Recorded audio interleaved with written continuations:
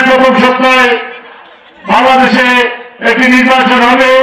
যে 17 বছর যাবৎ তারুণ্যের জনগণ যারা ভোট দিতে পারে নাই, সে ভোট দেওয়ার জন্য ধানের শীষের পক্ষে দেওয়ার জন্য অনেক আগ্রহ করে অপেক্ষা করছেন।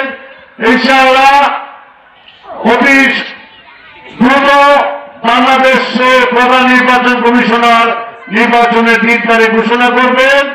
আপনারা সজাগ থাকুন। নির্বাচন পর্যন্ত আমাদের আন্দোলন শেষ হয় নাই, কেননা আজকে নির্বাচনকে বানচাল করার জন্য বেশিরভাগের কিছু দূষর এবং বাংলাদেশের যাদের কোনো ভোট নাই, যাদের কোনো জনগণ নাই, এনসিপি বলেন, জামাত ইসলাম বলেন, তারা আজকে নির্বাচনকে বানচাল করার জন্য পায়তারা করতেছে।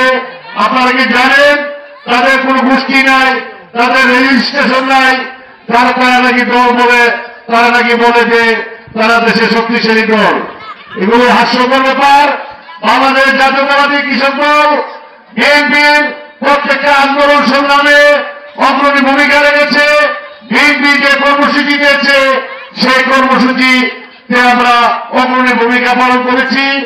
আমরা বাংলাদেশ জাতীয়তাবাদী দলের যাকে মনোনয়ন দেবে, আমরা দৃঢ় বিশ্বাস রবীন্দ্রগণ না শুধু সারা বাংলাদেশে কমপক্ষে 200 আসন নিয়ে জনগণের প্রত্যক্ষ ভোটে নির্বাচনের মাধ্যমে ইনশাআল্লাহ আগামীতে ভারপ্রাপ্ত চেয়ারম্যান তারেক রহমানের নেতৃত্বে বিএনপি সরকার গঠন করবে।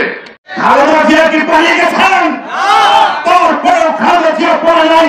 আপনাদের এই ইউনিয়নের অসংখ্য নেতা কর্মীদের নামে ওই আওয়ামী লীগের মিথ্যা মামলা দিয়ে গেছিল। আপনারা পালিয়ে গেছেন? পালিয়ে নাই। আজকে শেখ হাসিনা কোথায়? আজকে আওয়ামী লীগের এমপি কোথায়? এখানে আওয়ামী লীগের নেতা কর্মীরা কোথায়? সকলে পালিয়ে গেছে।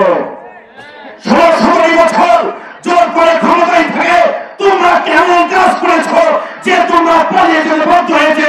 বাংলাদেশের মানুষ এখন তোমাদের নামও শুনতে পারে না। এই বাংলাদেশের ইনশাআল্লাহ আগামী যে নির্বাচন হবে, ওই নির্বাচনে বিএনপি যাকে নমিনেশন দেবে আপনারা ঘরের শীর্ষ প্রতীকে তাকে ভোট দিবেন।